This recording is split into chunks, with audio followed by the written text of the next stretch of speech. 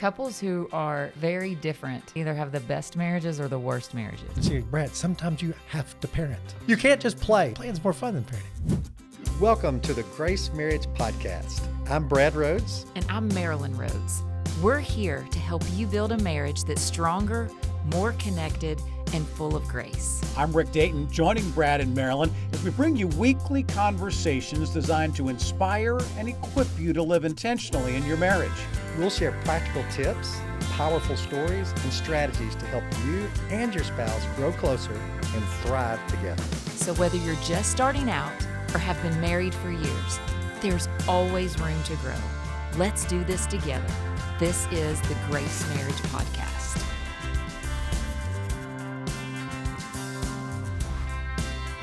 It may be a little crass. You can pick your friends, you can pick your nose, but you can't pick your family. And yet we are oftentimes trying to mimic what we have seen from family members when it comes to being married. That's the example that we've grown up with. That's what we've witnessed. That's what we've lived through. And it doesn't necessarily mean it's a great example all the time when it comes to saying I do and marrying somebody else. We're talking about that today on the Grace Marriage Podcast. Hey there, I'm Rick Dayton along with Brad and Marilyn Rhoads from Grace Marriage as we continue our journey together talking about things that matter most in our relationships. And this one is we're calling it family of origin, right? You've got a family that you came from. You've got a family that you came. Bible talks about that, in Genesis, that we should cleave from that family and cling instead to one another. Well, cleave, what exactly does that mean? I mean, there's a lot. Some people think it's a meat cleaver that chops meat and splits it in, and others say, well, no, we're joining together. What exactly does that mean as we walk from this family and that family to become a new family? How do we navigate that? Because I'm sure these things, you learn to be a husband based on watching your dad. You may have learned how to be a wife by watching your mom or aunts or uncles or things like that.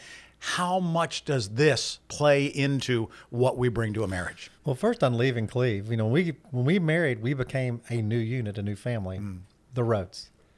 It wasn't my mom and dad's family anymore.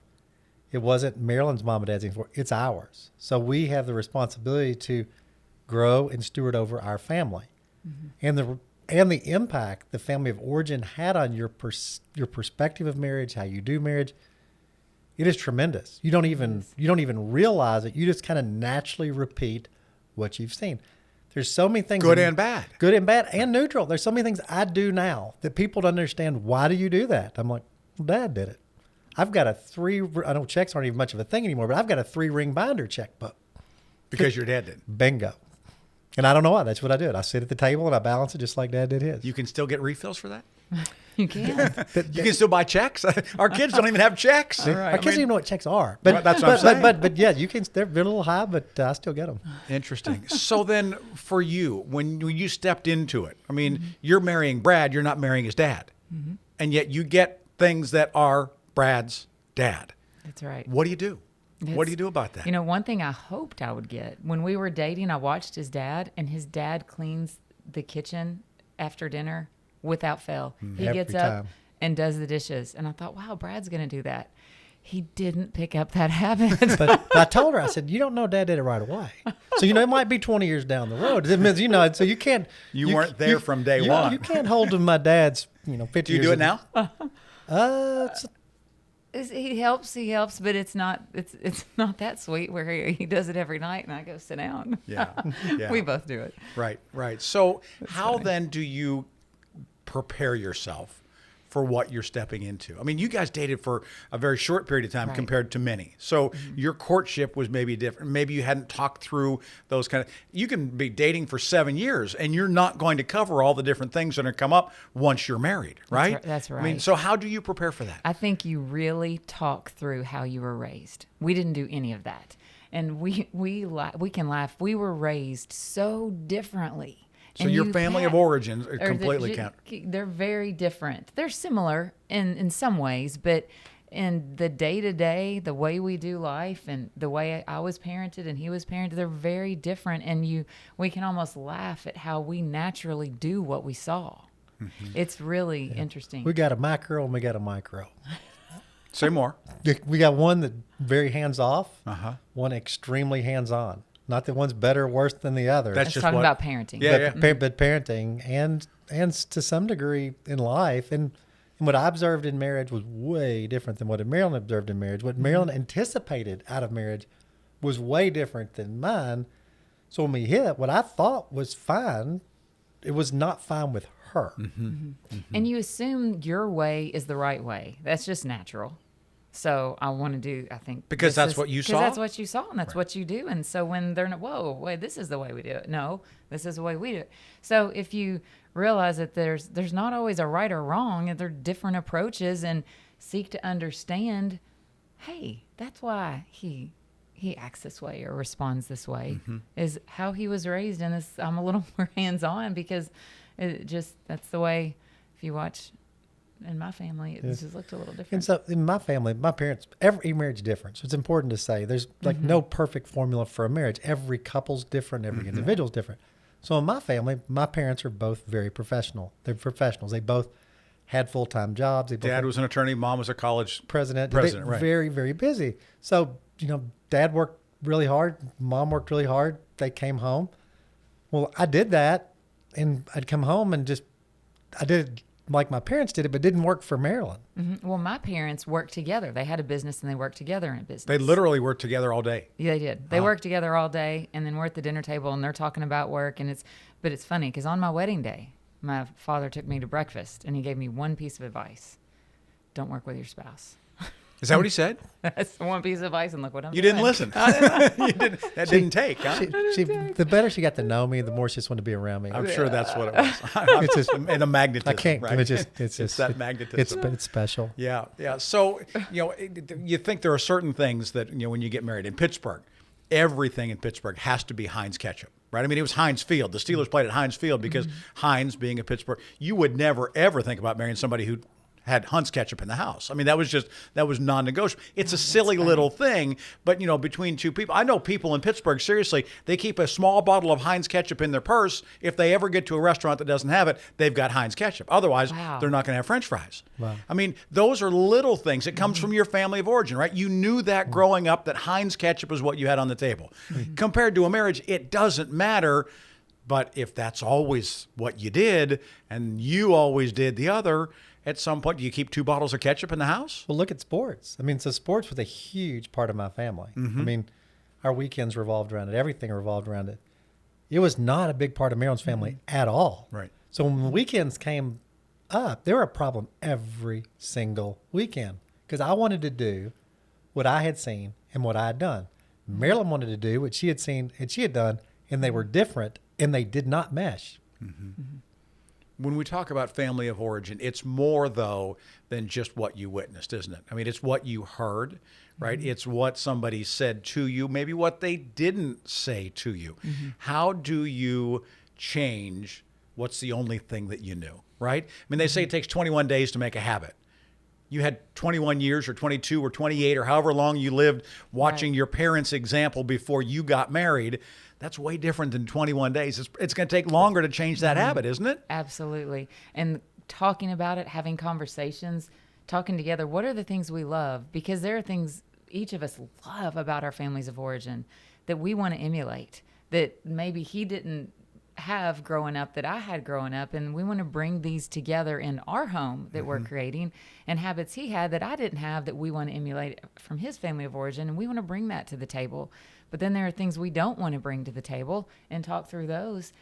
Those kinds of discussions help you understand each other better, especially too when your knee jerk is to respond in what you've always known, because we do fall back into patterns even when we're creating new habits, and grace is huge in this. It's important to realize, even though you become one, you're still 2 unique individuals. That's right.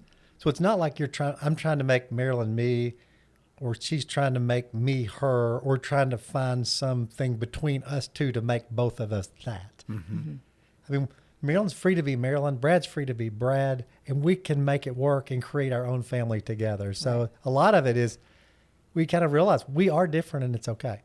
That's right. And the point about being one is that what your spouse does impacts you. It has an impact on you. Our differences, but hopefully in a good way, we're impacting each other. The differences we bring make us a healthier balance for it.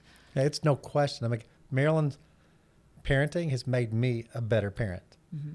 And he's made me more laid back about some things and she told me, like, she'll be parenting everything. And she's like, Brad, sometimes you have to parent. Please parent. Rather than being one of the kids. You can't just play. I mean, there's more to it. That's what playing's more fun than parenting. Right. How many times y'all been to a wedding where at the front of the church is a candle here and a candle there that are both lit? The bride and groom walk up. He grabs his candle. She grabs hers. Together, they light one candle in the center that wasn't lit at the beginning. But then what's the next thing they do? They blow out the other two candles, right? I mean, it signifies to everybody else that these two that came from two different things have now become one. I don't know that I like the fact that you blow out the other candle. I understand the symbolism of it, but you also, I can't stop being a Dayton. Jenny can't stop being a Smith. Right. Because that's the family she grew up in. That's what I grew up in. But I also know that she's not going to become a Dayton. I'm not going to become a... We have those back... Do you see what I'm saying? I mean, do you see where the consternation comes in? Yes. I almost think you need to leave those lit and light the one in the middle. Well, but you do have to also put those out because you do have to leave and cleave unto your spouse. I understand what the scripture says about it too. But the two create a beautiful and different one. You know, so it's beautiful and different. So it's like our family is so much better because of Marilyn. I hope it's some better because of me. So much better. And because for it's both just, of us. but you realize without both of you wouldn't have the family, right?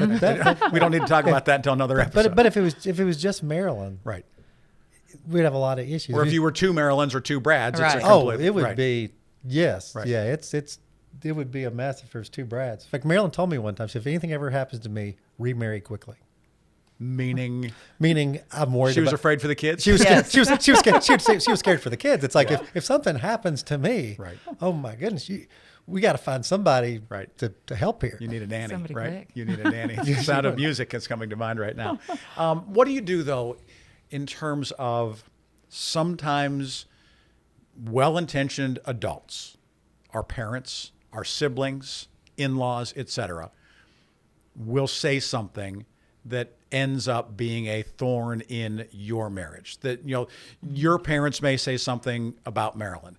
Marilyn's parents may say something to you, et cetera, about, hey, you know, how she do. And they didn't mean to be in the middle of it, but how do you keep in-laws from being outlaws? How do you keep them right in a position where you love them, you respect them, you're glad that they're visiting with you, but you know what? Sometimes they need to stay out of your marriage because it's yours, not theirs. Well, in-laws, I mean, people do things a certain way because they think it's the right way. Scripture says all men's ways seem right to them. So if you're not doing it the way they did it, they're going to naturally think you're not doing it correctly, and they love you, and they're going to be tempted to speak in. Right. The key is, don't take offense. Don't let them become outlaws. You know, accept it, but be one and develop your own family together. You know, you don't have to try to become what your parents want your marriage to be or what your parents want you to be. It's you become what your vision for your marriage is together. So, and parental relationships are complex. So, father approval, mother approval, and that's really complex. So when you feel like your mom or dad don't approve of you or don't approve of what you're doing, it is tough. That's what makes the leaving and cleaving thing so hard.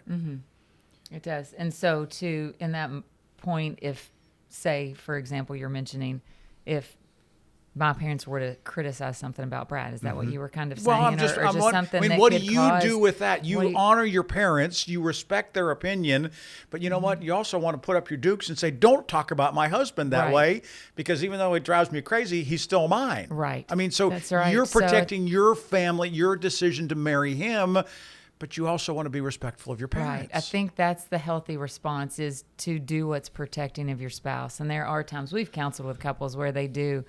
You really need to protect your spouse and set some boundaries up with your family. Like that is not helpful.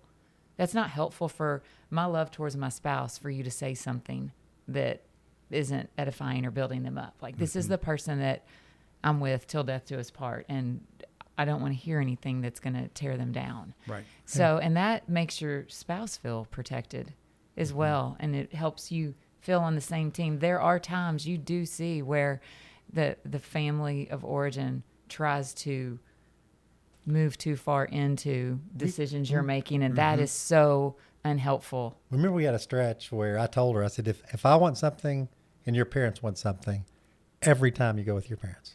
I told that to Marilyn one time. Early on, I'm a people pleaser by nature. So if they want us to do something, I'm gonna make, they want us to come. We need to go.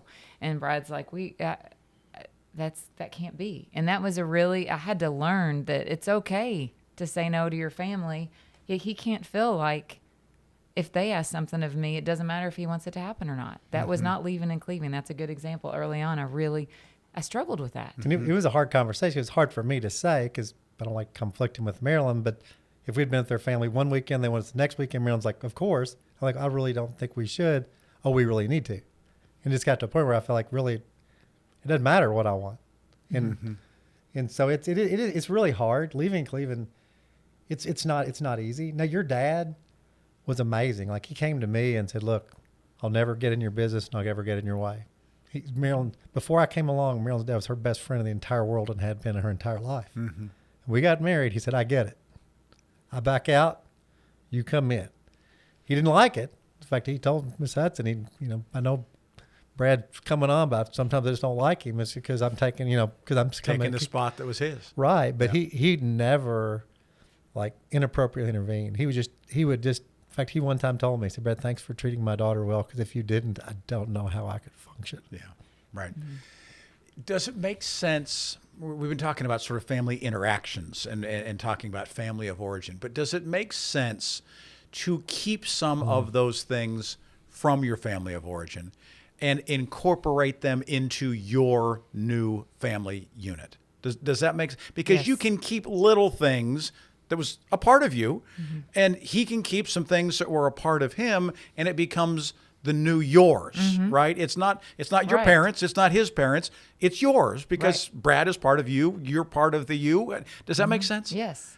So how do you do it? How do you go about saying, you know what, we used to always open up one present on Christmas Eve when I was a kid. We were allowed to open up one present on Christmas Eve. Why? Because my mom was one of three girls. Their dad was a Presbyterian minister. So on Christmas Day, he was going to be preaching every morning on Christmas morning, and they knew that Christmas wasn't going to be on Christmas morning, so they opened presents on Christmas Eve. My dad's family always opened presents on Christmas morning. So the compromise became, well, guess what? We'll open up one on Christmas Eve. They kind of went from, this was my dad's tradition, this was my mom's tradition. So we had some of my mom's, we had some of my dad's, and that's what we passed down to my kids. Not because it was Jenny's thing, because it made sense to me, but maybe it didn't make any sense to anybody else. I knew why it happened, but they didn't. That can you come to some kind of an arrangement like that makes sense to both? You can sometimes, as long as you don't try to do everything. So as long as you don't try to bring everything of every family in, because it gets really complex in that regard. And for a while, we tried to do everything my family had already done, always done, everything Marilyn's family had always done. And guess what? Our loggerheads at some point. Oh, my goodness. And my mentor said, Brad, your time is your chips, and you get to decide where you put your chips. And we had to decide what is best for the Rhoads family. You're talking poker chips, not potato chips. Exactly. Right. You're all in on something, right? Right. So that was a real kind of revelation for us, because we were a lot more reactive than proactive as a family initially, because Marilyn's a people pleaser, and that we just kind of did whatever, and things got really, it was way too much. But if you're a people pleaser, you're a people pleaser in everything, right? I mean, in terms of how you raise the kids, in terms of what you think of education, in terms of what you do at church, in terms of what you do within your family. You don't change that depending on the situation, right? Right. So how do you continue to be you, realizing that you also have to be something for your spouse? It's something that you have to pray about and discern and work through with the Lord on a daily basis for me. And over time, because of our marriage, Marilyn's become less of a people pleaser, better at decision making, more proactive. I've become more considerate of others, because like my problem can be, I guess, being too brash. Yeah, the opposite of people. Too outspoken. I could be a people displeaser. But Marilyn would like, here's why I think we should do this. And we would talk through it and make me think, wow, I see your point. I'm like, well, here's why I don't think we could do it. And I think we found a pretty good balance. And I think we've made each other better in that regard. So I think that's one of the beautiful things. When you're different, it makes it harder because you do have to navigate it, but it makes you better. You know, I was in one counseling class that was talking about couples who are very different from one another. They either have the best marriages or the worst marriages when opposites attract, because naturally opposites attract. The best ones because they bring a balance and they stretch each other in good ways, because our strengths taken to a perversion are weaknesses. So if he has an opposing strength, we're gonna be a better balance for it. But if I have this strength that I can just run with and take to a perversion, then it is a weakness. Like it's good that I'm considerate, but being a people pleaser and not being able to say no, that's taken to a unhealthy place. And you have to navigate things, because like Marilyn grew up in a family where cars were important. Her dad loved cars. On Sunday, they would go look at the new car lots. Car lots. We'd drive around car lots and look at cars. And my family, cars weren't important at all. Dad drove whatever Mom finished and drove it until it stopped, and then picked up whatever Mom finished with next. So his cars would have a lot of. Mom got a new car or a different car, and Dad got the second hand. And that's just the way I mean, cars were zero important to me. I wanted whatever moved the cheapest. And Maryland cars. So it's over time we navigated it, and. You know, Marilyn's a lot different from a car perspective than she was. I don't know if I am or not, though. Yeah. Well, the reality is that family traits, some of them are things that we probably should imitate. Yes. Some of them may be things that we should avoid, and we've got some great information. We're going to attach that to the show notes. It's kind of your homework, okay? So next week, before you come back and do another episode with us, check out the show notes, see what are those family traits that you should imitate, which are the ones that you should try to avoid. Because the reality is we all come from individual families. You can't pick your family, but sometimes you do have to pick your battles. Thanks so much for being with us on the Grace Marriage Podcast, and can't wait until next week when we can do this all over again. Have a great week, and thanks for being here. Thank you for joining us on the Grace Marriage Podcast. We really hope you're feeling inspired to take intentional steps to grow in your marriage. If you enjoyed today's episode, please don't forget to like, subscribe, and share it with a friend. Your support helps us spread the message of grace and reach even more couples. And if you have a moment, please leave us a review.